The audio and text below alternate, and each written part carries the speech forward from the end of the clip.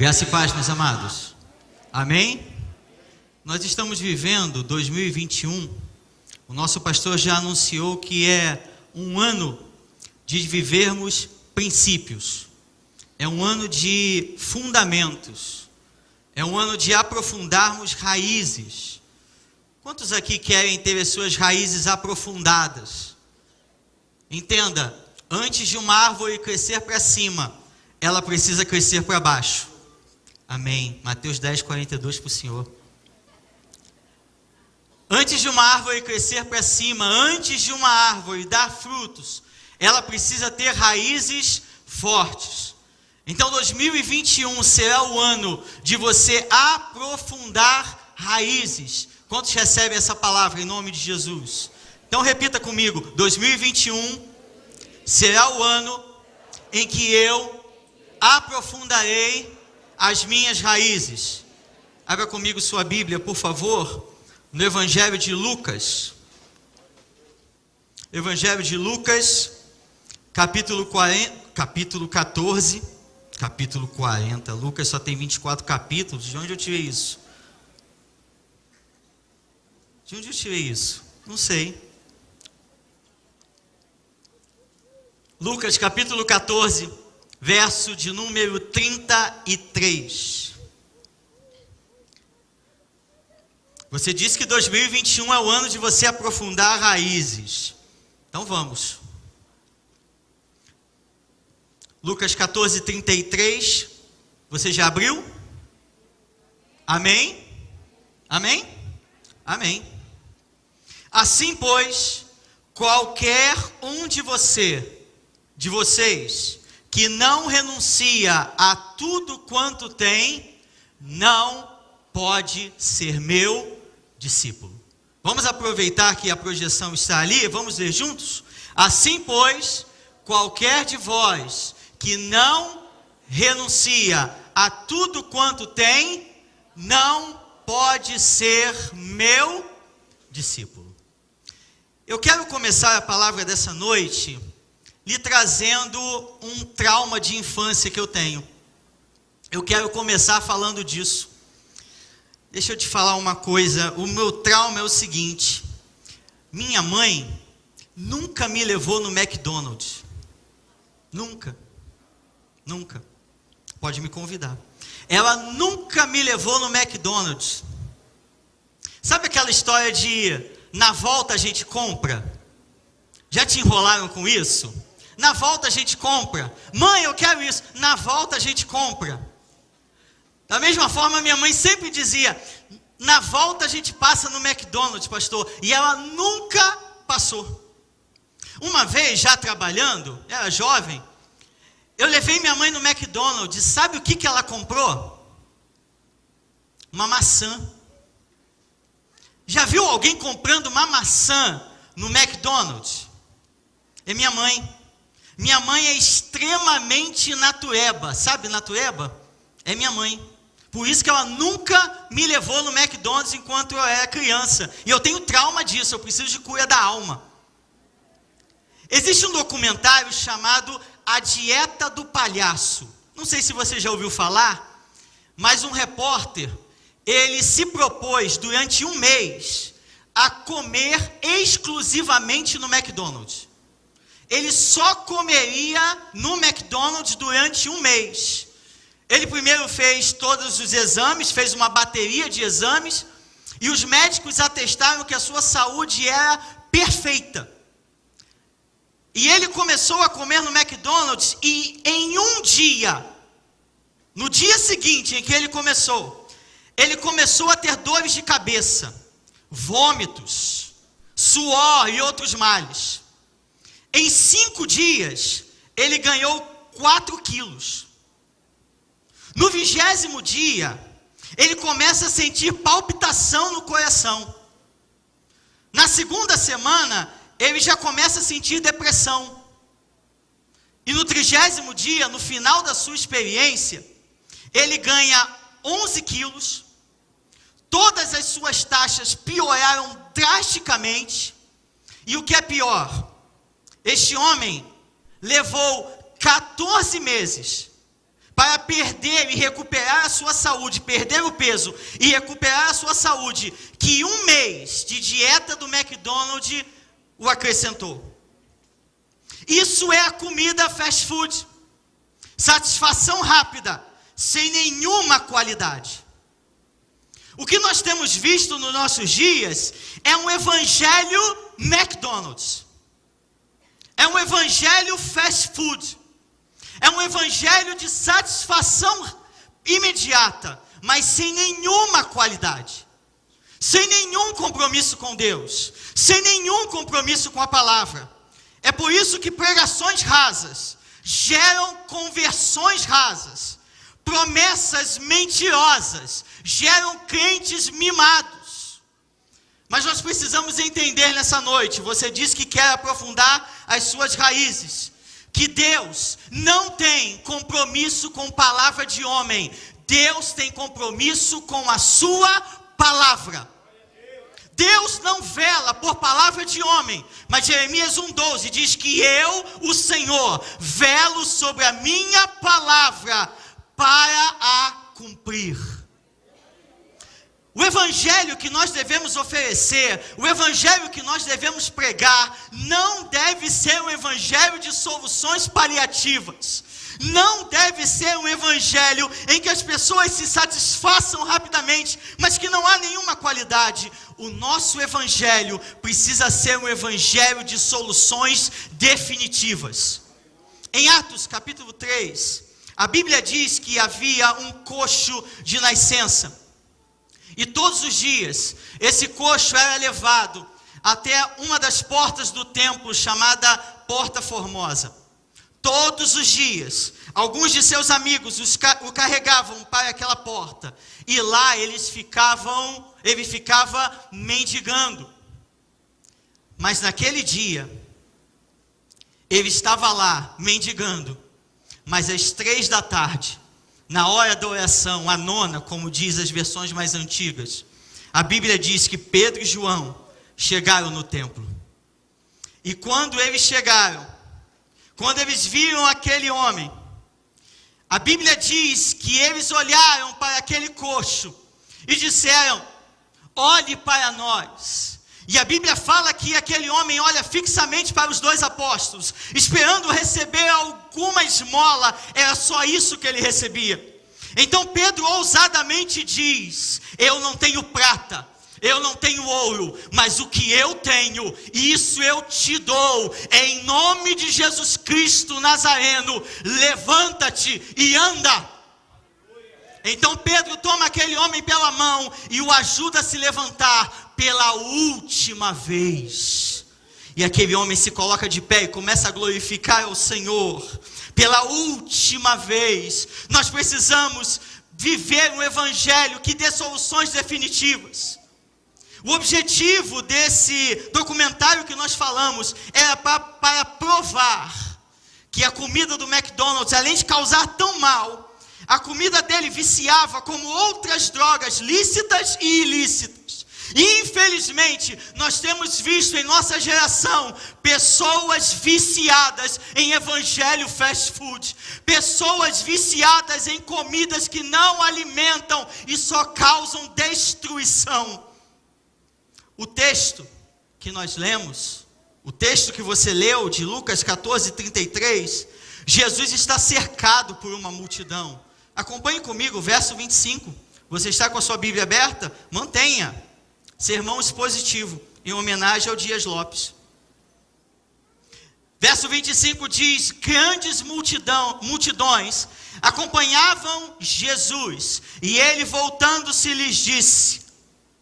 O nosso problema, meus amados, é que nós nos influenciamos por números. Nós somos medidos por números. Nós somos impressionados por números. Mas Jesus nunca se influenciou por números. Em João capítulo de número 6, verso 66, a Bíblia diz que alguns de seus discípulos disseram para Jesus: duro é esse discurso, quem pode suportá-lo? E o verso 67 diz que Jesus olha para os discípulos e pergunta: vocês também não querem ir embora? Porque Jesus não se impressiona com números. Jesus não é movido por números. Jesus não é movido pelo tamanho da multidão. Deus, ele é movido não pelo tamanho da multidão, mas Deus é movido por corações contritos, corações obedientes, corações que tremem diante da sua palavra. Jesus não se importava com a sua fama, Jesus não se importava com a sua honra, porque na antiguidade, lealdade dos discípulos ao mestre indicava honra, mas o abandono dos discípulos ao mestre era sinal de desonra. Jesus não está preocupado com isso. Ele diz para os discípulos, para os 12, vocês também não estão a fim de ir embora, vocês não querem ir embora, e Pedro diz, para quem nós iremos? Só tu tens as palavras de vida eterna.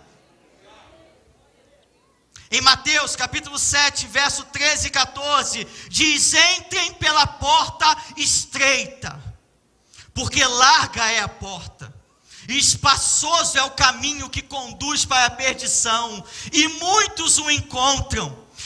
Entrem pela porta estreita, porque apertado é o caminho, e poucos são que entram por ele. Nós devemos viver e pregar sobre o evangelho da porta estreita, e não o evangelho da porta larga.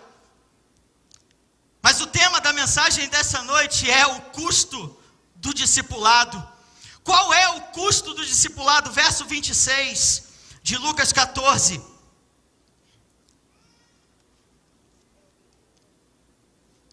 Se alguém vem a mim e não me ama mais do que ama o seu pai, a sua mãe, a sua mulher e os seus filhos e os seus irmãos e as suas irmãs e até a sua própria vida, não pode ser o meu discípulo.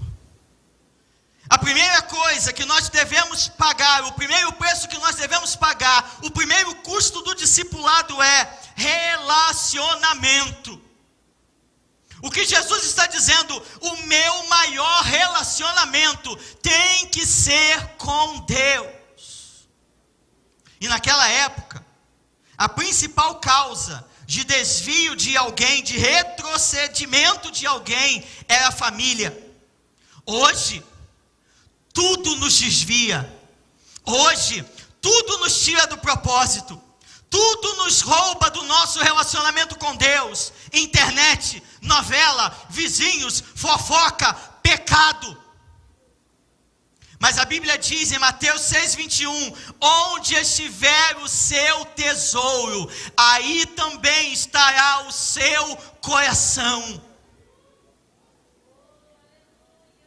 Tiago Brunet diz algo interessante, onde estiver o seu foco, ali estarão os seus resultados. Nós tivemos um momento agora de adoração. Você levantou a sua mão, você glorificou, você disse que ama o Senhor.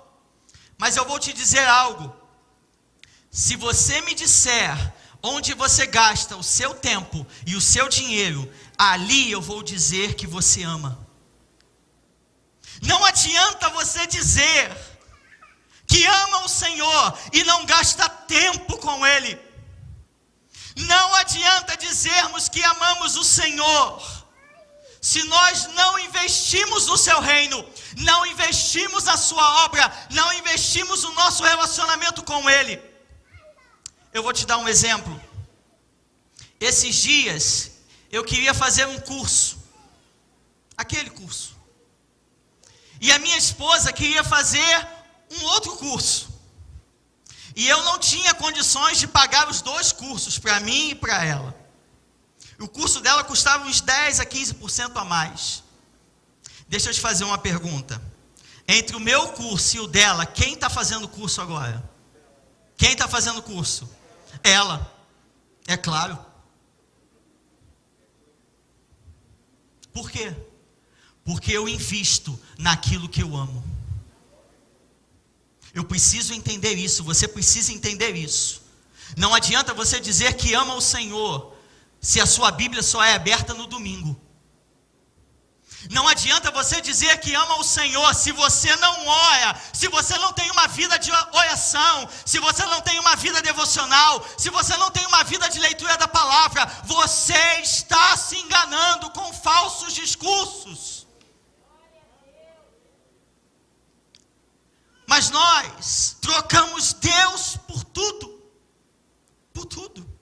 Isaías capítulo 59, versos 1 e 2 diz: eis que a mão do Senhor não está encolhida para que não possa abençoar, e o ouvido do Senhor não está surdo para não poder ouvir, mas os vossos pecados fazem divisão entre vós e o vosso Deus, e as vossas iniquidades encobrem dele o seu rosto, para que ele não vos ouça. O nosso problema é que nós sabemos que o nosso pecado nos separa de Deus, mas mesmo assim, nós escolhemos o pecado todos os dias, e no domingo nós dizemos: Senhor, te amamos. Mentira! Mentira! Nós trocamos o nosso propósito por redes sociais. Nós trocamos o nosso propósito, a nossa produtividade, por tudo aquilo que nos afasta de Deus. Eu vou te confessar um pecado. Na quinta-feira eu perdi 2 horas da minha vida vendo aquele jogo que aconteceu no Maracanã. Eu podia ter feito tanta coisa. Perdi 2 horas. O problema não é perder 2 horas vendo aquela coisa. O problema é que eu perco 4, 5 horas no Instagram, no Facebook, no WhatsApp, no TikTok, onde você quiser, mas não gasto 15 minutos com Deus. Mas não gasto 15 minutos com o Senhor. O problema é que nós trocamos Deus por tudo. O Salmo 1, verso 1 e 2 diz: bem-aventurado o homem que não anda segundo o conselho dos ímpios. Andar no hebraico é ser influenciado por. Bem-aventurado o homem que não é influenciado pelos ímpios, não se detém no caminho dos pecadores e nem se assenta à roda dos escarnecedores. Se você me disser quais são as 5 pessoas que te influenciam, eu vou te dizer o seu futuro. E essas 5 pessoas são mais espirituais que você, oram mais que você, leem a palavra mais do que você. Se você quer sair da mediocridade, se você quer sair da média em qualquer área da sua vida, ande com alguém melhor do que você, ande com alguém que já caminhou mais do que você, ande com alguém que está onde você ainda quer chegar.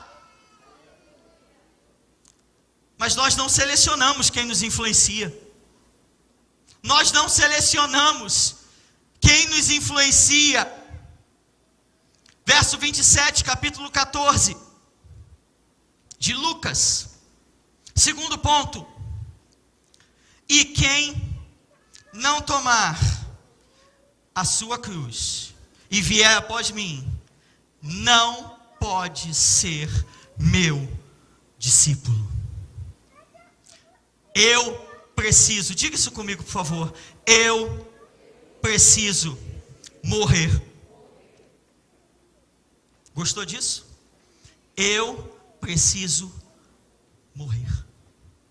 Aquele que não tomar a sua cruz, e quando Jesus diz isso, ele está olhando para pessoas crucificadas. Quando Jesus diz isso, a crucificação é extremamente comum naquela época. Ele está dizendo claramente para os seus discípulos: aquele que não morrer não pode ser o meu discípulo. Aquele que não renunciar não pode ser o meu discípulo.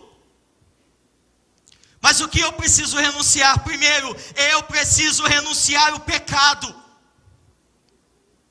Mateus capítulo 5, verso 29 e 30 diz: se o teu olho direito te faz pecar, arranca-o e joga fora, porque é melhor você entrar sem um dos olhos na vida do que com os dois o seu corpo inteiro ser levado para o inferno. Se a tua mão direita te faz pecar, arranque-a e jogue-a fora, porque é melhor você entrar sem a mão na vida, do que com as duas mãos você ser jogado no inferno. Jesus está dizendo o seguinte: se aquilo que eu vejo e aquilo que eu faço me faz pecar, eu tenho que renunciar. Mas vamos fazer um exercício contrário? E se eu não renunciar? E se eu mantiver o olho e a mão? Para onde eu vou? Eu preciso arrancar da minha vida tudo o que me afasta de Deus. Você pode dizer isso? Eu preciso arrancar da minha vida tudo aquilo que me afasta de Deus. Segundo, eu preciso renunciar a mim mesmo. Eu preciso renunciar às minhas vontades. Eu preciso entender que eu não sou mais senhor da minha vida. Eu não sou mais dono da minha vida. Jesus no Getsemane disse: Pai, tudo te é possível. Passa de mim esse cálice, mas que não seja feita a minha vontade, mas a tua. Essa precisa ser a nossa oração, esse precisa ser o nosso desejo. Eu preciso saber que entre a minha vontade e a vontade de Deus, Ele que é o meu dono, Ele que é o meu Senhor, a vontade dEle tem que prevalecer sobre a minha vida. Terceira coisa que eu preciso renunciar: o mundo. Paulo diz em Romanos 12:2: e não vivam conforme os padrões desse mundo, mas deixem que Deus os transforme pela renovação da mente, para que possam experimentar qual é a boa, agradável e perfeita vontade de Deus. Renovação no grego é completa mudança para melhor. Eu preciso ser renovado, eu preciso ter a minha mente transformada, e a minha mente é transformada quando eu a encho da palavra. A minha mente é transformada quando ela está cheia da palavra, porque a boca fala, Lucas 6,45 diz, do que o coração está cheio. A boca fala do que o coração está cheio. Volte comigo para Lucas capítulo 14. Terceiro ponto. 5 minutos adiantado aquele relógio, estou sabendo disso. Verso 28 diz: Pastor Paulo não disse que hora que eu tenho que entregar a mesma palavra? Então vamos embora. Pois qual de vocês, pretendendo construir uma torre, não se assenta primeiro para calcular, diz comigo, calcular a despesa e verificar se tem os meios para concluir, para não acontecer que, tendo lançado os alicerces e não podendo terminar a construção, todos os que a virem zombem dele, dizendo: este homem começou a construir e não pôde acabar. No verso 25 a Bíblia diz que há uma grande multidão ao redor de Jesus. E ele diz para essa multidão, ele fala no terceiro ponto, o custo do discipulado. E ele está falando: não tome nenhuma decisão nas emoções. Não tome nenhuma decisão precipitadamente. Não queira se comprometer de forma precipitada. Pois qual é o homem que, tentando construir uma torre, primeiro não se assenta e calcula os custos para ver se tem como terminar? Porque se ele não conseguir, as pessoas zombarão dele. E naquela cultura, alguém que começava algo e não terminava era motivo de vergonha, era motivo de zombaria. Você sabe o que Jesus está dizendo? Se você não está disposto a pagar o preço para me seguir, nem comece. Lucas 9,62 diz: ninguém que põe a mão no arado e olha para trás é apto para o reino de Deus. Uma vez que você põe a mão no arado, preste atenção nisso, o arado era constituído de uma lâmina que fazia um sulco na terra. E aquela pessoa que trabalhava no campo, ele tinha que fixar um ponto imaginário no horizonte. E ele ia com o arado em direção àquele ponto que ele projetou. Se ele olhasse para trás, o sulco sairia todo torto. O que Jesus está dizendo é que o preço a se pagar para ser discípulo de Jesus é altíssimo.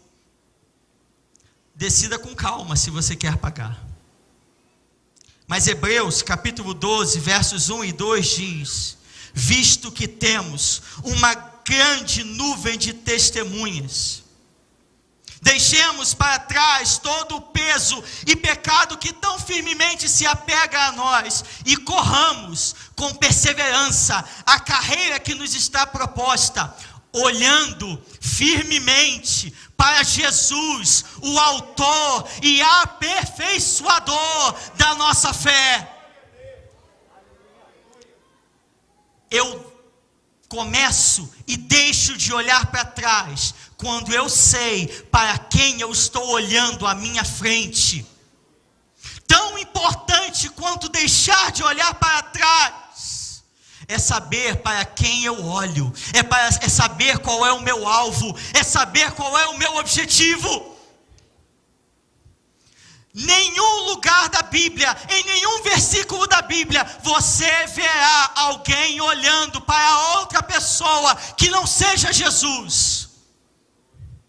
Em nenhum lugar da Bíblia você verá como alvo, como objetivo, como meta outra pessoa que não seja Jesus. O problema é que olhamos para trás quando olhamos para qualquer um, menos para Jesus.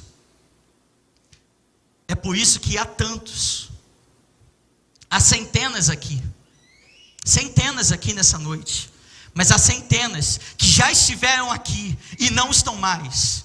E o fenômeno não é exclusivo daqui, em todas as igrejas acontece isso. Por quê? Porque deixaram de olhar para Jesus, o autor e aperfeiçoador da sua fé.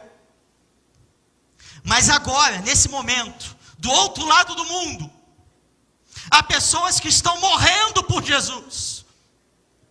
Há pessoas que estão sofrendo, há pessoas que estão sendo perseguidas, há pessoas que estão padecendo em nome do Evangelho, mas elas cantam aquilo que não cantamos. Estou seguindo a Jesus Cristo, atrás eu não volto mais. Está na hora de você deixar de olhar para trás. Está na hora de você deixar o passado no passado. Está na hora de você olhar para frente e você dizer: Senhor, não importa o que aconteça do meu lado, os meus olhos estão fixos em Ti. Não importa se 1000 caírem ao meu lado, se 10.000 caírem à minha direita, eu estou olhando para Ti. Não importa se me decepcionarem, não importa se eu decepcionar alguém, eu continuo olhando para Ti. Não importa o que aconteça, não importa se a minha vontade não prevalecer, não importa se aquilo que acontece comigo eu não entenda, eu continuo olhando para Ti. E deixa eu te contar um segredo rapidinho.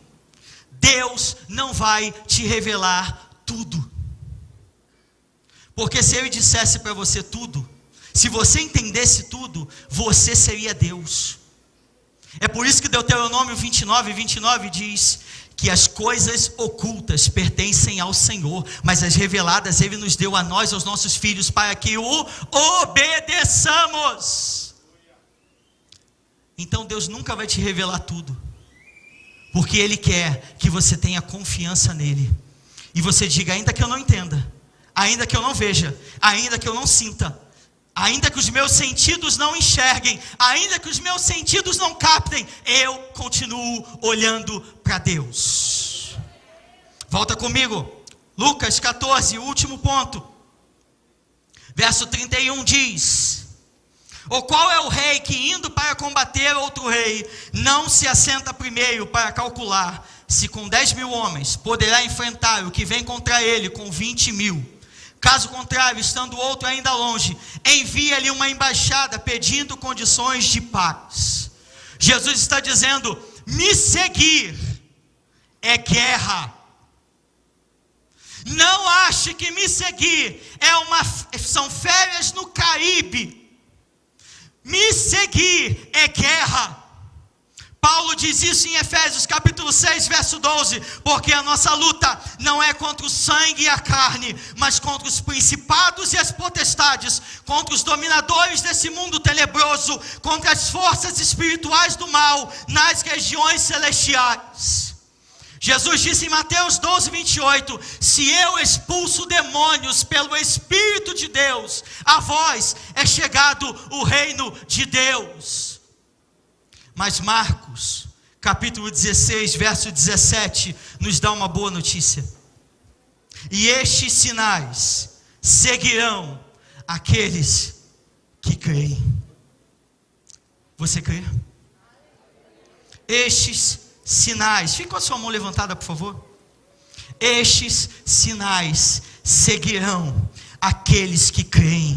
Em meu nome expulsarão demônios, falarão novas línguas, pegarão em serpentes, e se beberem alguma coisa mortífera não lhes fará dano algum, e imporão as mãos sobre os enfermos, e eles serão curados.